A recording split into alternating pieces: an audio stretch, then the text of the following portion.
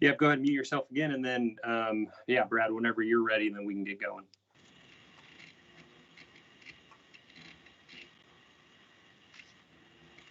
And Brad, you're muted as well. Okay.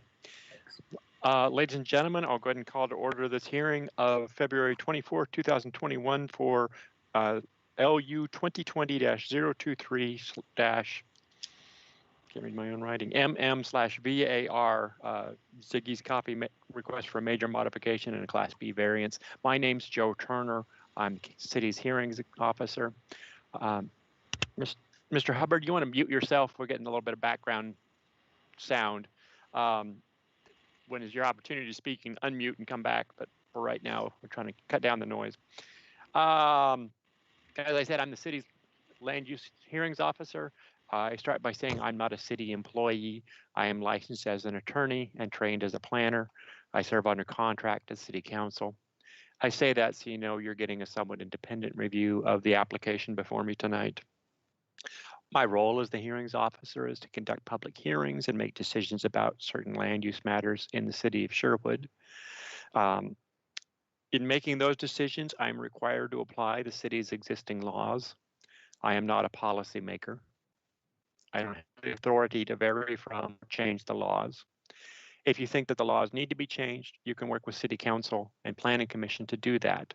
But state law requires that this application be judged based on the laws in effect when the application was filed. As a hearings officer, I'm to provide an unbiased decision maker. I believe I am unbiased with regard to the application before me tonight. I have not had any pre-hearing contact with any of the parties regarding the substance of the application, and I don't have any interest in the subject property or any of the surrounding properties. But you have the right to challenge my impartiality, to argue that I'm biased in one way or another, and you can do that when it's your opportunity to testify.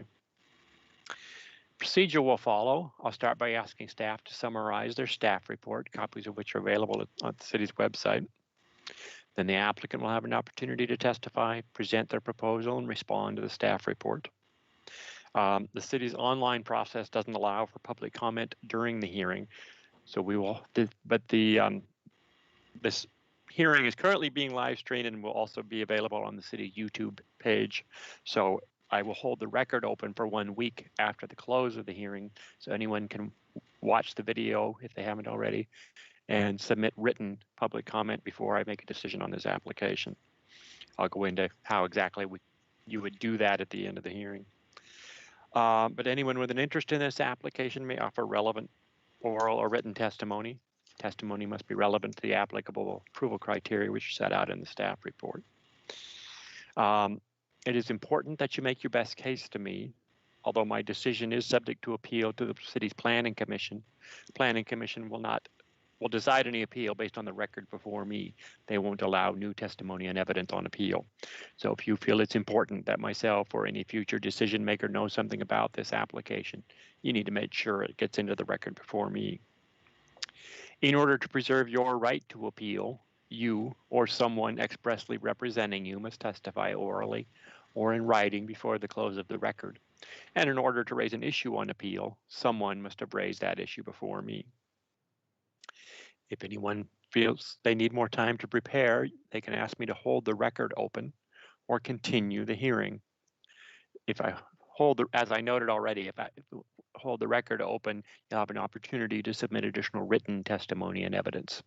If I continued the hearing, and we could come back and do this again at a later date. But whether or not the hearing is continued or the record is held open for any other purpose, state law requires that I hold the record open for an additional week for the applicant to submit a final written argument without any new evidence. The applicant can waive that right if they choose, but if anyone else wants me to hold the record open for a longer period or continue the hearing, they must make that request before the close of the open record period 1 week from today.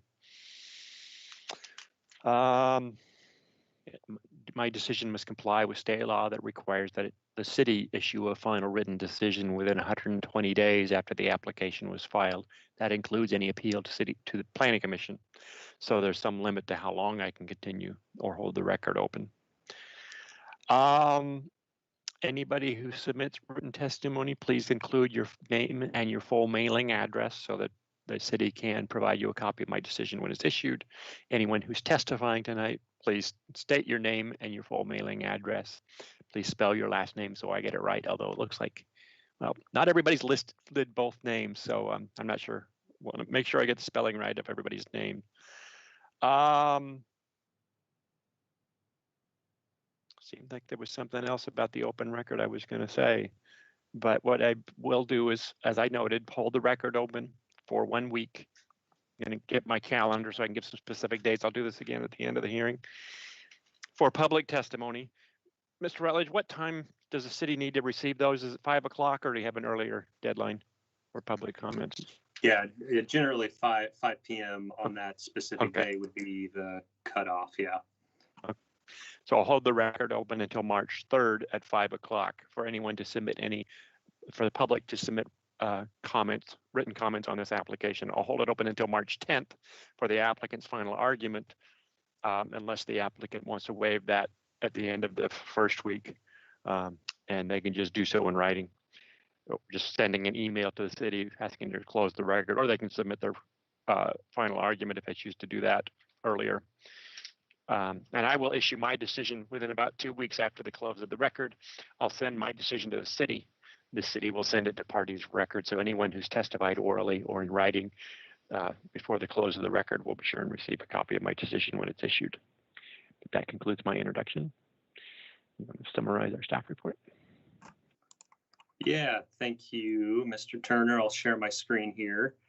So to start, before I get into the presentation, just wanted to enter an additional agency comment into the record. It came in after the staff report was released. So this is a comment from ODOT, Oregon Department of Transportation. It can be included as Exhibit B5, B as in boy 5. And they acknowledged the application and did not have any comments or concerns about the proposal. So I just wanted to make sure that got into the record.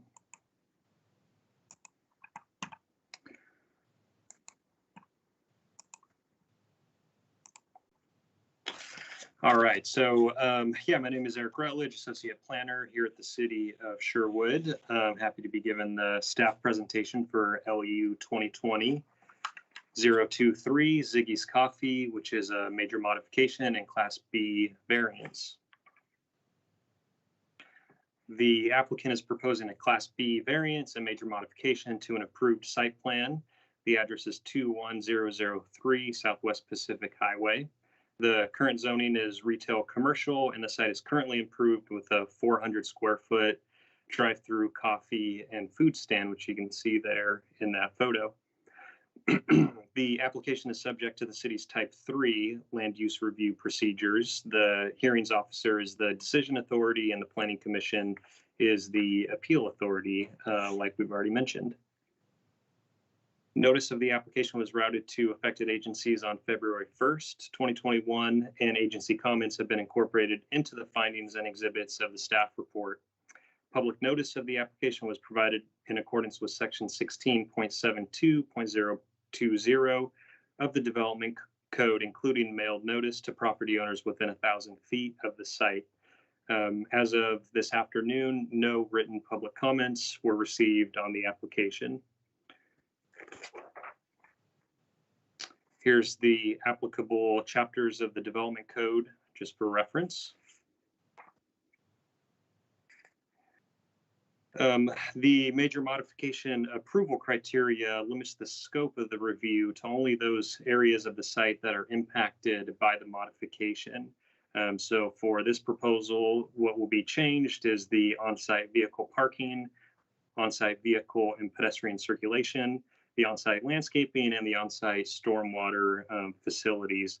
So all of those development features are subject to review under the current Development Code. The applicant has also requested a Class B variance to modify 3 standards of the Development Code up to 20%. Those standards are the width of the one-way drive aisle, the width of the one-way drive aisle for off-street parking lanes, and the width of the visual corridor along Highway 99. I'll go into those in more detail in just a second. The development site is outlined here in red. It's located north of Edie Road between Southwest Borchers Drive and Southwest Highway 99 here in the city of Sherwood. Existing conditions, the lot size is 0.16 acres or approximately 7,000 square feet. In 2007, the property received site plan approval for the drive-through coffee stand. The existing site improvements, which you can see here in this Google Street View, includes a single drive-through lane, 4 parking stalls, landscaping, and a stormwater quality facility. The major modification proposal will reconfigure the on-site vehicle circulation, parking, landscaping in order to accommodate a second 10-foot wide one-way drive-through lane. And just to sort of show how that is here, if you can see my cursor, it looks like the paint is a little faded here, but here's the existing single drive-through lane, 10 feet wide. And so the second lane will be added about right here. The stormwater facility, right now it's currently a pond in order to detain and then treat the stormwater. This will be removed and replaced with a cartridge system, and vehicle parking will be located there. So all of these modifications are intended to meet the needs of a new tenant as the site is currently vacant. The site is bound by Southwest Borchers Drive to the west and Highway 99 to the east. To the north, where's my cursor? To the north is a Shell gas station and food mart, and to the south is a multi-tenant single-story commercial building.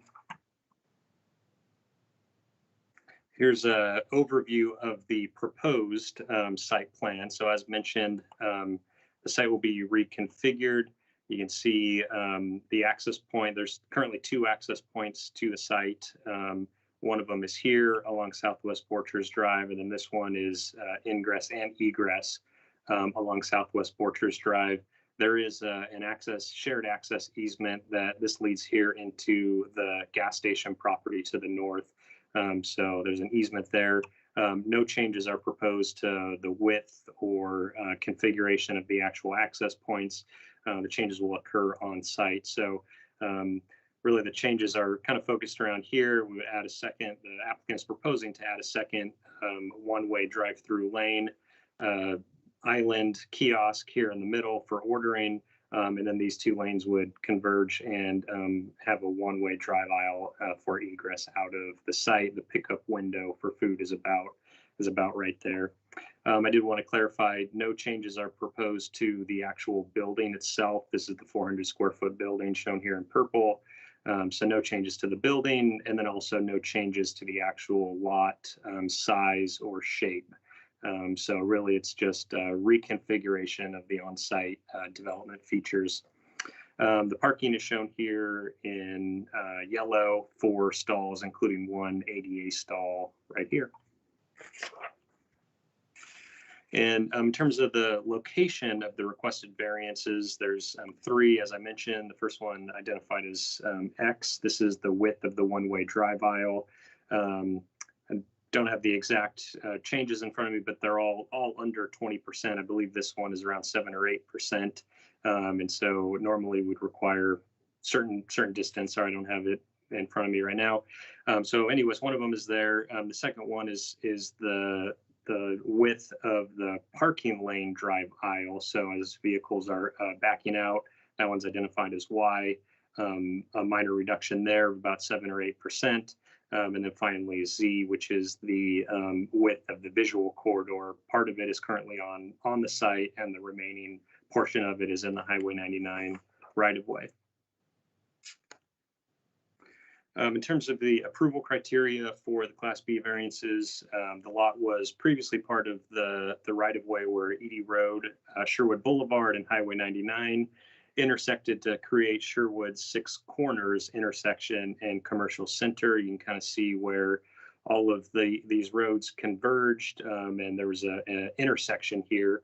That was reconfigured to allow Highway 99 just to allow the traffic to flow through, and these roads were reconfigured as side streets here.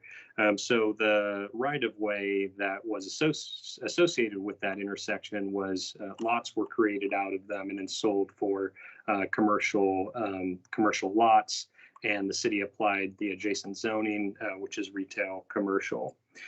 So the lot that was created as a result of that was a long, the lot you can see it here in red, sort of a long, narrow, double frontage lot between Borchers Drive and Pacific Highway. When the original development went in, the city required an additional 10-foot right-of-way dedication along Southwest Borchers Drive to get this curve in here, and so that was further, the lot width was further reduced, and the current width is about 58 feet wide. So in order to approve Class B variance, the exception to the standards must be requested due to the lot configurations or other conditions of the site.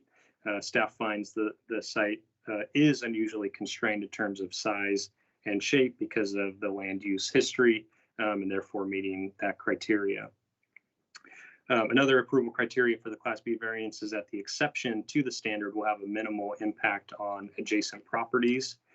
Staff finds the addition of the second drive-through lane on the site is compatible with the surrounding auto-oriented developments. Of course, you have the gas station immediately to the north. This is an auto parts retailer, and then sort of an auto-oriented commercial building, which has direct access to Highway 99. So the finding there is that the addition of the drive-through lane really sort of lending the site more to automobile, compatibility is consistent with the surrounding land uses. In terms of landscaping, the landscaping plan indicates there's 9 trees located on the site, including one 30-inch ponderosa pine. That one's actually back here. You can kind of see it behind the building. It's a large enough tree that it actually counts for all of the required tree canopy cover on the site, just that one tree. There will be some relocating of landscaping, so all the shrubs that are here in the stormwater swale, if they can be saved and relocated elsewhere, they will be. One condition of approval, the site, the landscaping plans don't show any ground cover that's proposed for these areas in here, so there is a condition of approval, a recommended condition of approval to revise the landscape plans to fill in these areas with new ground cover. The original land use approval required a minimum of 4 parking stalls. I believe right now they're really, they're kind of here in where the second drive aisle will be located. And so they'll be relocated 2 here and then 2 parallel stalls right here. So they'll maintain the minimum of 4 that were required as part of the original land use approval. The plans did not have details on the proposed marking for all of these. So we're requesting as a condition of approval a final marking, vehicle and pedestrian circulation marking or painting plan for the site. And then in terms of on-site circulation, as I mentioned, vehicles will enter here from the southern driveway and then converge into one lane and egress through this northern driveway. One specific condition of approval, recommended condition of approval related to pedestrian circulation, since these parking stalls will be added here. Staff is recommending some pedestrian striping to allow a crosswalk. Here, the walk-up window is about right here from Borchers Drive, and then I believe the staff entrance is back here. And so in order to get from these parking stalls into the concrete sidewalk in front of the building, we're recommending some striping here to call out that pedestrian crosswalk. As I mentioned, no public comments have been received on the application. And the staff recommendation, staff finds that the application will meet the requirements of city code as described in the findings and conditions of approval in the staff report dated February 17th, 2021. and therefore staff recommends approval of the application subject to the findings and conditions in the staff report. And that concludes the staff presentation. Okay. Can we go back to your one of those site plans? Yes. Sorry, I just closed it. 1 sec. That's okay. No problem. Should probably just leave it up. Here we go.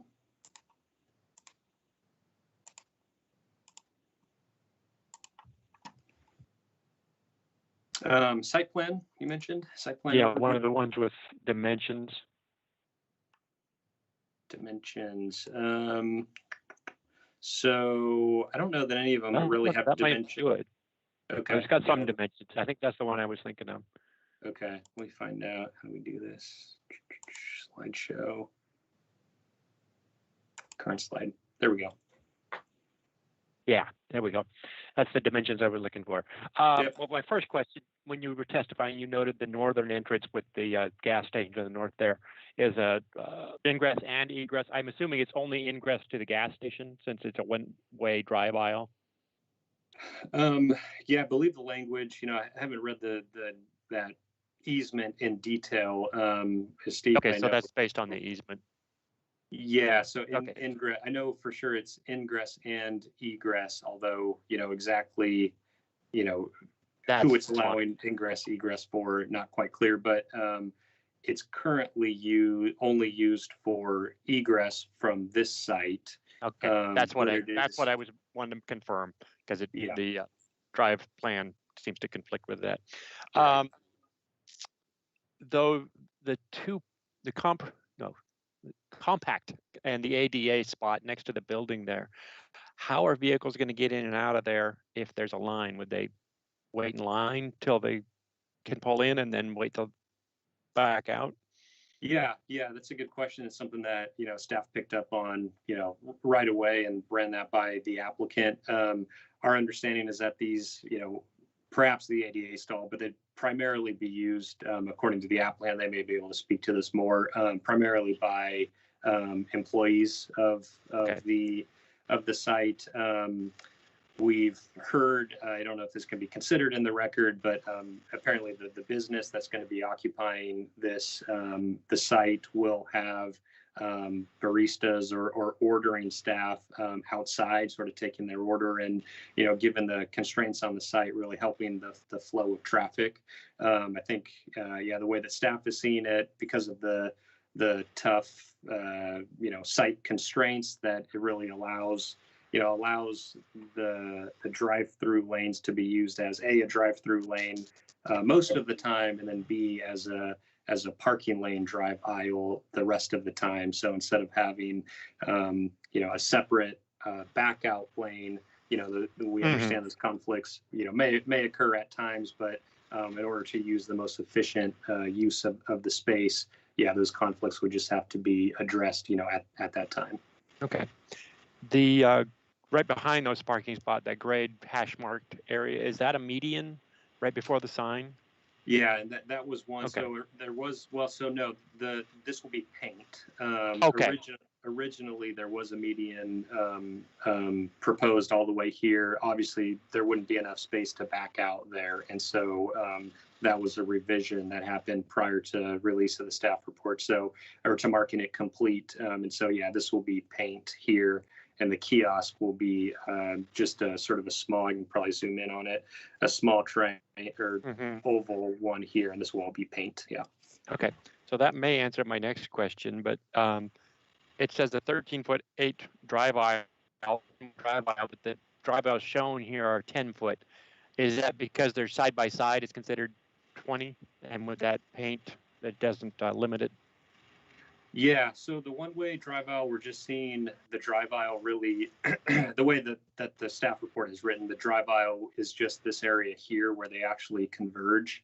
And I think this is the primary difference between the previous staff or the previous approval and this approval is that the previous approval was seeing the actual drive-through lane itself as a drive aisle and, subjecting it to the 15-foot requirement, in the way that staff is seeing that now is a drive, we're not applying the 15-foot one-way drive aisle to drive-through lanes. So, if you look around the city now, most of the drive-through lanes are going to be, at 10 or 12 feet. We don't require, so if you go through McDonald's or Taco Bell, whatever it is, we wouldn't apply a 15-foot wide drive aisle requirement there. It's really just what is needed to accommodate a vehicle through the site. And so the original interpretation in the land use decision did apply that standard to the drive-through lane.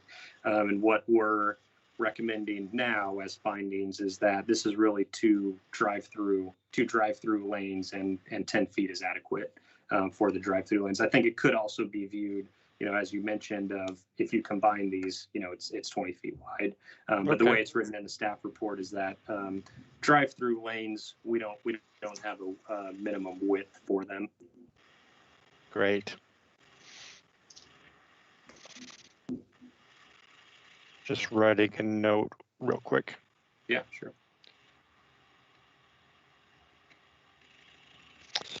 On page 23 of your staff report, the 1692-030A 2 requires a minimum 10 landscape strip between off-street parking on this site and adjacent properties. Can be reduced to 5 feet on this site if the adjacent has 5 feet. The finding seems to not require that. What I understand why, but what's the authority for not requiring that? Is a variance needed or proposed, or does the code allow some other modification? Yeah, and I think the way we're seeing that is, it's really a matter of competing standards. We'll zoom into this area here. I think, there's a few ways to look at it, but this is where the previous paved area, or the landscaped area was here. This hatched area, which will now be paved. And so I know in the original approval, I don't think that standard was quite met. It was just met to the extent feasible with this landscape strip right here. The comments that came in from our police department, I'm not sure if you had read those or not. There was concern about backup here on DeBorchers Drive, and they were looking for a little bit more space on the site. Really, the only way to get the two 10-foot drive aisles in is to reduce that further. I think that what's the landscape and it's actually proposed is about 0.5 feet, and so we're kind of seen as a matter of competing standards of getting the 2 foot or the two 10-foot wide drive lanes in and accommodating the vehicles as best as possible and providing that landscaping. Okay. But what authority do we have for varying from the code? Because it says a minimum shall be provided. It's a pretty definite requirement, and it doesn't provide any flexibility there, absent of a variance or other modification. Yeah, so if there's no way, if it's a shall, then it would likely need a variance. So that could be a requirement. Okay, so what I could do is include a condition of if I approve it, I could include a condition of approval requiring they apply for and obtain a variance to that standard. I hate to throw in another process, but that's the code is pretty clear. It says shall. And I think, just think just to talk through in a little bit more detail. So the standard requires a 10-foot wide landscape buffer. It can be reduced to 5 feet if there's 5 feet of landscaping on the adjacent property. So, in past developments, we have allowed a 5-foot buffer and a allowed, the adjacent property when that redevelops, for example, to provide, we would anticipate that the properties would sort of meet in the middle, that we would require 5 at this time. And the adjacent property would put in 5, when they came through. So I think, potentially that's an option. I think it'd be good to hear from the applicant on, what that does to the site plan, 5 feet. I'm not sure if there is space, for example, to sort of reconfigure the alignment of the drive-through lanes to actually require 5 feet here, and then this comes in a little bit more potentially. They never had, there's an easement that actually was required to be set there as well from Borchers Road into that property. On the first, 2007, they required me to have an easement between those 2 properties, even though I couldn't open it up. ODOT wouldn't allow that. And then we only had 1.5 feet. We never had maybe 2 feet of landscaping there in the first place. It was all parking lot. Is this Mr. Hubbard? It is, yes. Sorry. Thank you. Could you just state your name for the record? Just, oh, yeah. We have your address, but. Yeah. Timothy Hubbard. Yeah. Thank you, sir. So there was an easement required, or there was an easement that existed? I missed that part. No, they required to actually, I had to get an easement allowed from Borchers Road into that property for future development down the road, supposedly. So that's development of adjacent property. Yeah. Okay. That's existing right now from the original. And because of that, they didn't have me, they only made me do like a couple feet of landscaping there. Because there would be a future shared access was the idea, which would kind of like to the north. If to the south there, if that building, that multi-use building was ever developed, they wanted to shut down a bunch of ODOT entries on 99, and that had to be an easement that would be allowed there. Okay. What I could do is hold the record open for a little longer if the applicant and staff want to consider that issue, and if that easement is required, it might eliminate the ability to provide that buffer, I don't know. Not so much the ability to provide, but the requirement for that buffer, because it's not, if there's an easement there, arguably it's not a parking, what's the word it uses? It's not a loading, well, it's a vehicular use area. Anyway, I think you know where what I'm trying to say here. Yeah. But it's arguably that standard could be interpreted to not apply if there's an easement there for future access, because similar to the easement on the north end where there's just shared access with Texaco, it's just not possible provided. And if it's a shared access, it may not be considered an on-site vehicle use area, or whatever it was the language that the code provided. So I'll let you guys consider that issue, and I'll accept further comments. And let me know at the end of the hearing. Let me know what you want to do as far as open record. The only other question. Sorry, just to stick on this point for just a sec. Let's see. Yeah. I think I do mention that easement. I do mention the access easement on page 23 of the staff report. So it says, due to the existing access easement, limited space on the property, et cetera, et cetera. But it sounds, the access easement is mentioned on page 23. Okay, but I'm not sure, absent further analysis, that would preclude, that it would change this from,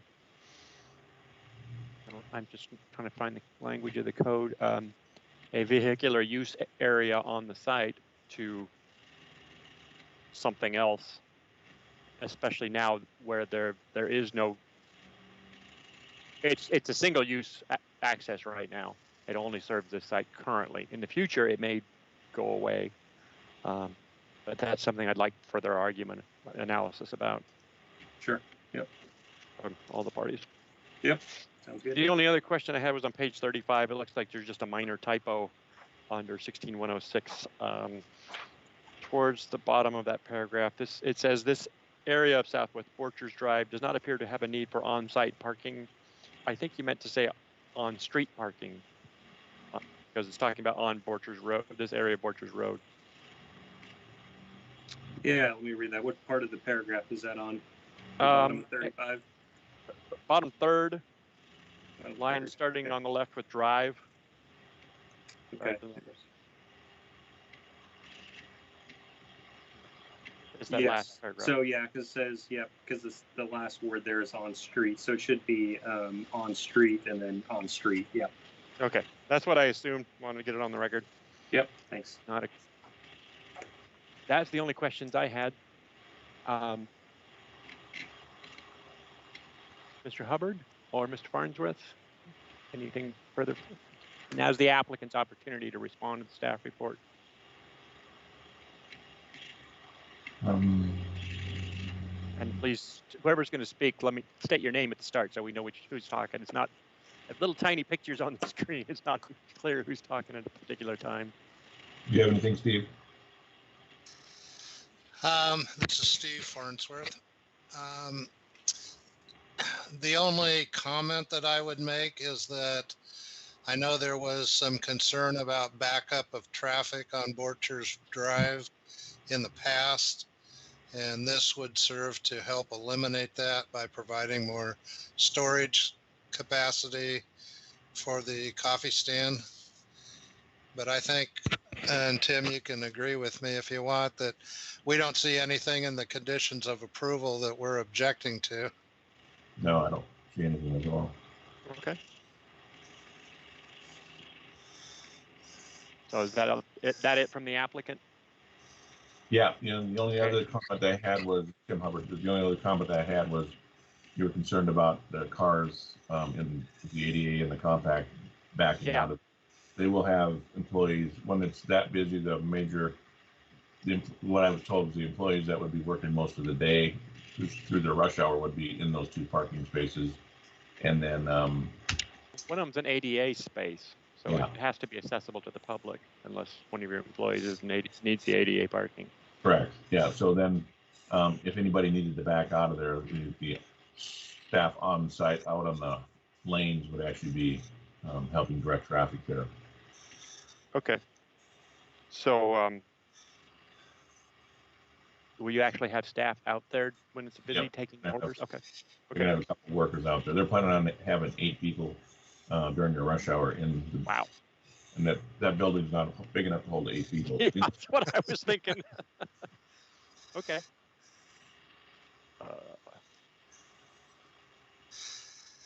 Also, this is Steve Farnsworth again. Realistically, looking at it, patrons aren't going to use that ADA stall because there's no reason to park and try and, get into the building. They're going to drive through, order their coffee, pick it up at the window. And I know it's a requirement, but it's, realistically not going to get used. But so that backing out of that is probably not going to be a concern. But that's just a comment. I think it does meet the dimensional standards of the code. So right, with the variant. So that's, the code doesn't say you can't have a drive aisle in front of it that might be restricted at some point. It doesn't address that issue. So right. Just wanted to, thank you. I've got nothing else. So. Okay. Mr. Rutledge, anything you want to add? Nope, but yeah, point taken on the access easement here. I was just looking at a little more detail. It looks like the access easement is drawn in, at least I think it's this red hatch line here. Okay. So you kind of see where it kind of a curve there. Yeah, so I think we'll do a little bit more research, look at the title report, see what access easements are on there, see if we can get some language regarding that access easement, really what the intent was there. I think my only thought is, and it really depends on how the site how this site redevelops and how this site redevelops and the timing of it, but if we're allowing two one-way, drive aisles here, but people are supposed to get, for some reason, out this way, that's an issue. Yeah.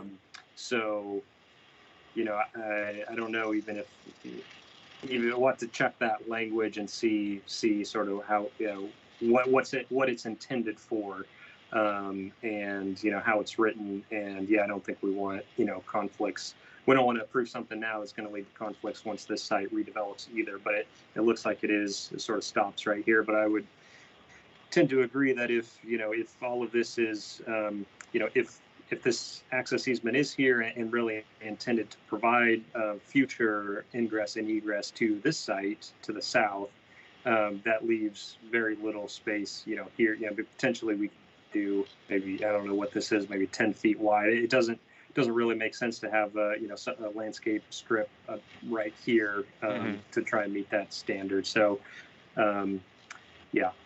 those are my thoughts. We certainly take a look at the nature of this access easement and provide some additional analysis on it for the record.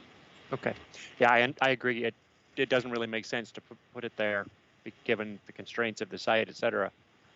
But the code does appear to require it unless there's a way to construe around it or apply for a variance. So if that's necessary, a variance is necessary if you want to suggest some language for a condition of approval to that effect, or other conditions that could address this in some way, an argument about how the code does or doesn't apply. Yeah, and I guess Steve, I don't know if you can weigh in. I'm trying to figure out if it would be a Class B variance or a Class A. So Class B allows up to 20% change, and then beyond that, it's Class A is beyond that. So the requirement right now is a 10-foot wide landscape strip. So 20%, then you'd be required to have an 8-foot landscape strip there. I assume that would then not allow a second drive-through lane, given the other constraints that you have, I guess, with this curb right here. Right, that's correct. We looked at putting a landscape buffer along there, and there just isn't any way to configure the lanes to get two in there. Mm-hmm. So we would be, it'd be a Class A, because we'd be going from virtually 10 feet down to a half a foot. Yeah. Okay, and there's really no space here if everything were sort of shifted north. Is there, or I guess whatever direction this is up, is there space there? Well, you'd have to tear out the entire drive approach onto Borchard's Drive to move everything, and then you're talking about putting in sharp curves if you move it 10 more feet. Mm-hmm. To make that left go towards the kiosk. Yeah. So it's highly undesirable to do that, unless I guess unless we're forced to do it. Yeah, and one other thing, there's presently there's about a foot difference in elevation between the parking area on the lot to the south and the driveway. Mm-hmm. So it's, I guess in the future, are they higher or lower? They are lower. Okay.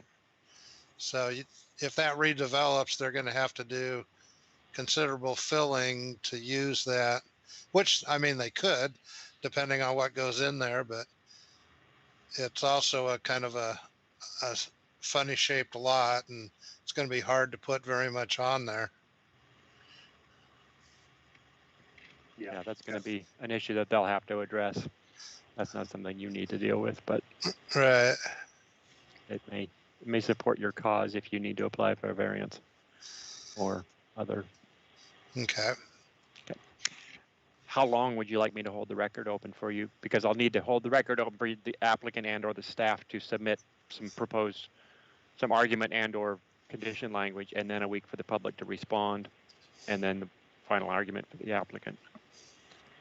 Is a week sufficient? Do you need more after the applicant sitting? Yeah, we don't need any more time.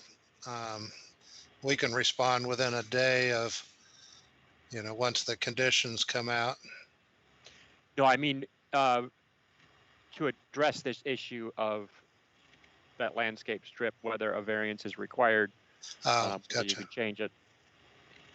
So argument that I'm reading this wrong, or that because it's a because that easement is there, it's not required, things like that. Or language regarding a condition that you have to either put it in or provide a variance, obtain a variance or some other approval. So I need argument on that. And then the public gets a chance to respond to that if they want. And then the applicant's final argument if you want that. And that you can waive at the end.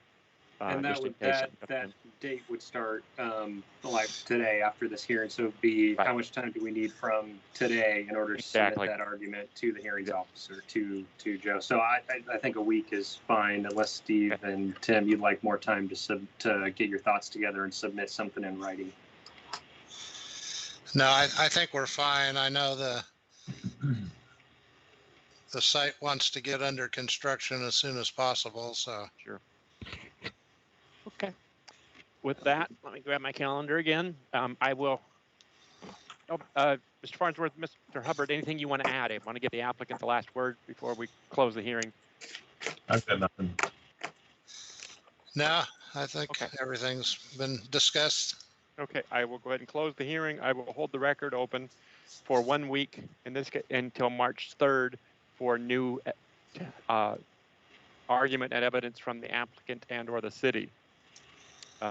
I will hold it open until March 10th at 5 p.m. for the public to respond to what the new information from the city and the applicant, and to provide any written comments they want to provide about this application. I'll hold it up until the 17th of March for the applicant to submit a final argument. The applicant can waive that final argument at any point. Just send an email or a letter to the county, or send your final argument in earlier, and I'll close the record at that point. I'll issue my decision no later than the 31st of March, which is 2 weeks after the 17th. If I get the final argument sooner, I'll try and get the decision out sooner. But that's our deadlines for certain, and that concludes our. Where are we with the 120 days, Mr. Rutledge? Does that cause any issues here? I don't believe so. The 120-day deadline is May 26, 2021. And okay, 34. Does that give? Looks like we got plenty of time. Does that give enough time for any appeal to Planning Commission? Yeah, we should be okay there. So let's see. So we got basically 3 weeks to the decision. I'll get my calendar out as well. So the 31st of March would be the latest for the decision for me to 31st issue of it. March. 2-week appeal period would be 18th of April. April. Yes, that should be more than enough time. Yep. Okay, We good. should be Good. there. Yep. Okay. Then that concludes our hearing. I will hold the record open, as I noted, for a total of 3 weeks. 1 week for city staff and applicant to submit new, 1 week for the public to respond, and 1 week for the applicant's final argument. That concludes our hearing. Thank you all. Have a good evening. All right, thank you. Thank you.